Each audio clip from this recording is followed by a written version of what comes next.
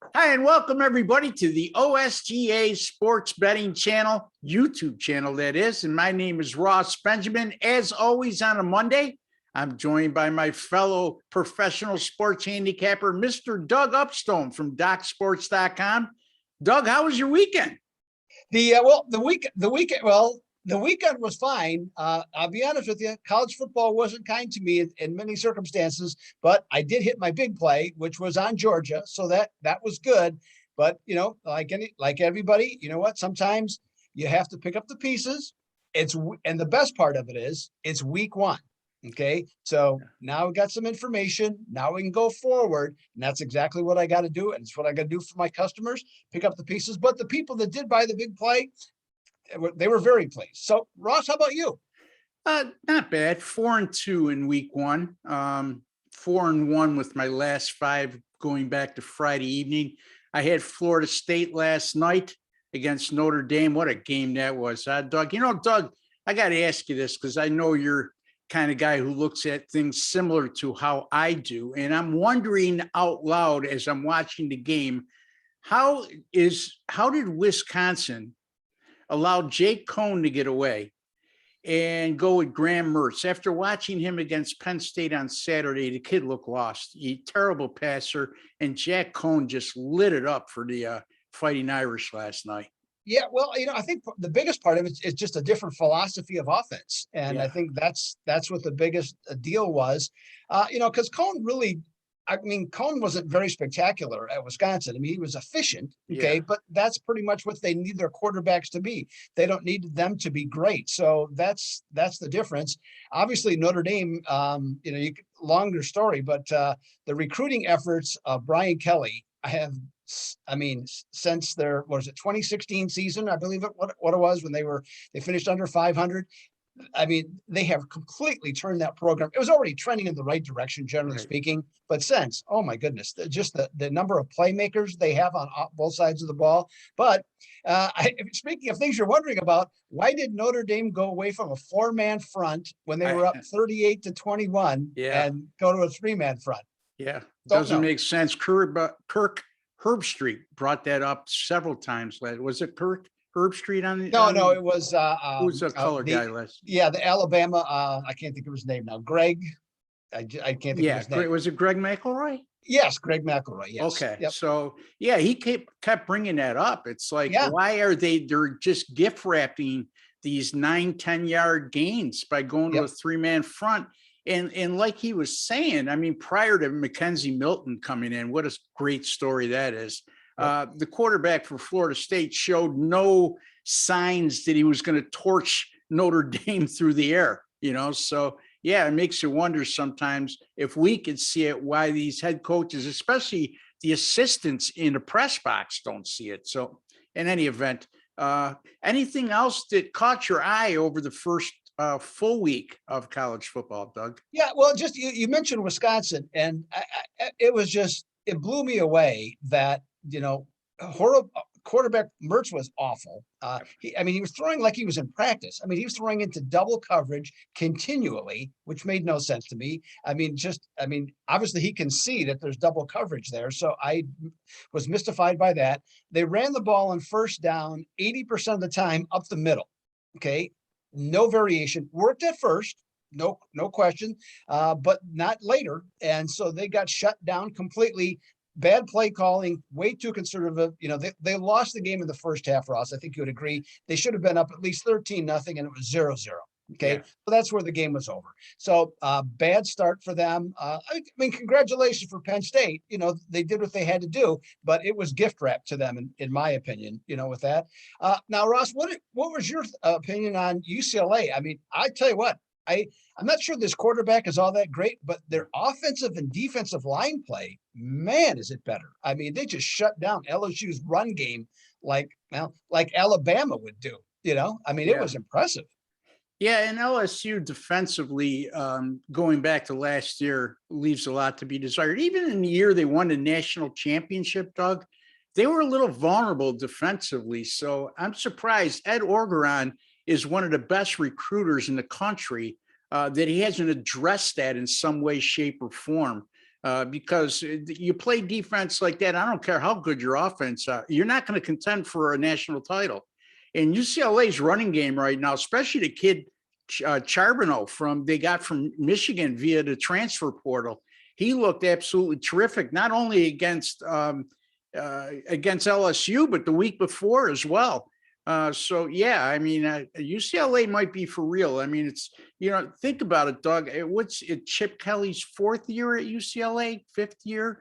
I think it's fourth. Yeah. Okay, so right now we're looking at the entire roster is pretty much his recruits. He inherited something from before, and now he's getting the type of players he likes to use, and it's looking eerily similar to what we saw when he was at Oregon. So in any event, it was a great week of college football, and yeah, the Penn State game. The only thing I was glad about in that game, because it was a snooze fest, I had the under 50. And I was holding my breath that Wisconsin didn't tie it and make it 17-17. I said, what a way. If I lose this game because it goes overtime after going 0-0 at the half, oh boy, I'm going to call somebody else to start picking my games. But it didn't turn out that way. And in any event, Doug, we're going to be recording we are recording, I should say, on Labor Day, Monday the 6th. So if you're watching today, happy Labor Day. Hope you're having a good holiday weekend. But we're going to be giving you free picks already in week 2 in college football on games that take place on Saturday, September the 10th. So keep in mind the lines we're using on our free picks today are current. And depending on when you view this video, there's quite a possibility that you're going to see a line change. Whatever pick we give you. So in any event, Doug, I'll let you take it away on your free pick for Saturday. Yeah, what I'm looking at, Ross, is a kind of an interesting line move, or not line move, but just an interesting line. NC State and Mississippi State. The NC State took care of business against South Florida. They did what they were supposed to do. They won 45-0 as 20-point favorites. They dominated an inferior foe, and they looked very much like the second best team in the ACC Atlantic Division, and maybe even the ACC after the way North Carolina played. So that was good. Okay, they did what they're supposed to do. Mississippi State, well, you know what? They needed a miracle, and boy, they got one. I mean, down 20 in the fourth quarter to Louisiana Tech. They scored 21 unanswered, the greatest comeback ever in the fourth quarter in Bulldogs history, to win 35-34. And I'm sure that most of the people that were there still have the sound of cowbells ringing in their ears, okay, from that comeback. The ACC didn't have a great weekend, okay, just overall. A couple of their big boys went down, North Carolina going down, they lost to another ACC team, but Clemson, didn't look great against Georgia from that standpoint. So the odds makers actually have NC State as a 2.5-point favorite on the road in this game. Now, Devin Lurie, I liked him last year watching a couple of the NC State games, and then he got hurt, and that kind of threw everything off course. But he's a real solid playmaker. They have some decent receivers. Again, not saying top shelf, but decent receivers. But where their playmakers really are is on the defensive end, especially in the secondary. And against Mississippi State, that's kind of what you want, okay, with them throwing the ball all the time. The Bulldogs had 4 turnovers last week. Now, 3 of them were fumbles, so those are correctable more specifically. And NC State, frankly, has a lousy history as a short road favorite. But you know what? I think this is the better team. I think the odds makers have this one right. I think NC State is a stronger team. They certainly have more team speed than what Louisiana Tech did or has. And so from that standpoint, I like the fact that NC State is 16-6 after they have gained more than 7.25 yards per play. And I'm going to say they win this one by 6 on the road in the SEC, Ross. I like it. I really do. I mean, number one, I don't think the Mad Professor's style of offense is going to work in the SEC. I think his days will be numbered very shortly, and the hot seat will start to get hotter about midway through the year. Number two, Mississippi State was, I think, a 22-point favorite in that game against Louisiana Tech.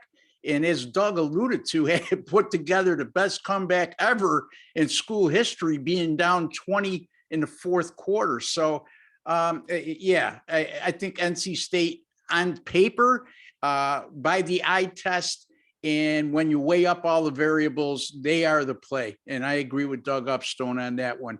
I'm going to take a look at the UAB at Georgia game, Doug. And I don't ordinarily dabble into these games with these bigger point spreads. But, my theory has always been, if I don't think an underdog has an opportunity, a realistic opportunity to win the game straight up, I normally don't even entertain using them. But there's an exception to every rule, right, Doug? And this is one I'm going to use. Look, Georgia's coming off a huge win against Clemson. Okay. I mean, terrific win. They'll be feeling their oats. They'll get patted on the back all week long. They come home to play a Conference USA team.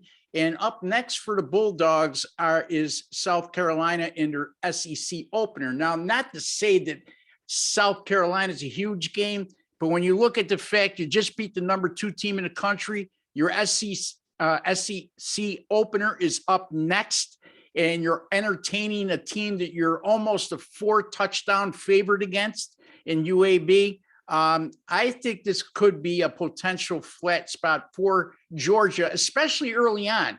And when you get a flat spot early on with a team laying 4 touchdowns, sometimes that's the difference between covering and not covering. And I think UAB will be up to the task here. This will be like their national championship game going in to play in Athens, Georgia.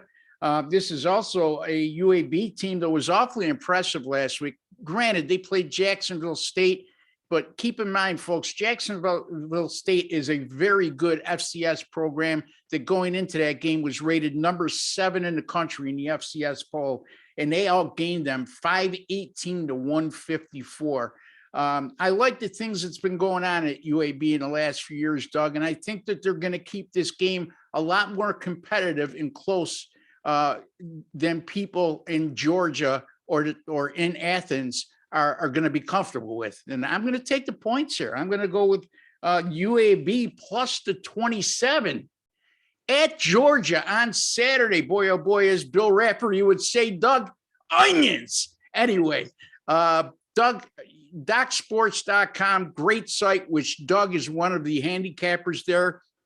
And there's a reason why I bring this guy on every Monday, one of the best handicappers, all around handicappers in the country, just not football, but in baseball and basketball too. But right now we're in the midst of football season, Doug. And I know you're on a terrific run this year in Major League Baseball as well. Tell the folks how you're doing, how they can obtain your picks and what you may have coming up this coming week. Yeah, Ross, looking for, the Major League Baseball continues to do well, just, steady as she goes. Now, I have backed off on a number of plays because some of these lines, Russ, which they're absurd at this point. Okay. So you just have to be it makes sense to be very selective. And I'm also doing lower limits too. Not as many big plays because I think we're just to that time of the year when you see stuff that just doesn't make any sense. And it happens every year in September. And so, I'm not throwing caution to the wind. Hey, you know what? I want to win for clients. That's the idea. That's the bottom line. Ross knows that. I know that. And so that's what the plan is. And then we have some other news. Got NFL coming this week. And guess what? I'm going to be here on Thursdays with Ross to talk some NFL. And so last year had a very good year, had a winning season, and had a real nice stretch of 34-24 that's what was weeks 2 to 16 last year. So we're going to add another week this year. So that'll be a little extra fun and see what we can do and keep the winners coming that way. So how about you, Ross? Now I know you've had been some nice streaks in baseball. You had a great one. I know in NBA there for a long stretch. So what else you got going? Yeah, finished number 6 in the NBA this year nationally. So it was a great year in the NBA, but that's far gone. Okay. You can't rest on your laurels, as you know, Doug. We got to live in the present. You're only as good as you were yesterday for clients. So having said that, again, pretty good week in college football, going 4-2, including my 10-star top play on Texas San Antonio plus the 5 outright over Illinois, 37-30. And like I alluded to, I had Penn State and Wisconsin under 50. I had Florida State last night plus 7. They lose by 3 in overtime. and I'm missing one more, but finished the week 4-1. College football plays now dating back to last year, 15-8 with my last 23. And folks, in the month of September since 2010, and this is independently documented by Sports Capping, I've gone 95-48 with my NFL selections in the month of September. That includes having a losing September last year.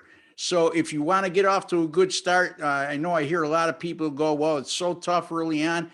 Well, we look at it opposite. We look at it sometimes to say, okay, well, if it's a tough call for us, it can't be easy for the lines makers either, because they're also at a disadvantage. Even though they're sharper in attack, they're at a disadvantage and they haven't seen teams play. And especially in the NFL with free agency, college football, with these transfers that are happening in enormity. So again, you could find me at rbwins.com in terms of baseball, 34-16, 68% this season with my Major League Baseball 10-star top plays. Until the next time, for Doug Upstone, I'm Ross Benjamin. Good luck. God bless. And folks, don't forget to subscribe and give us a like.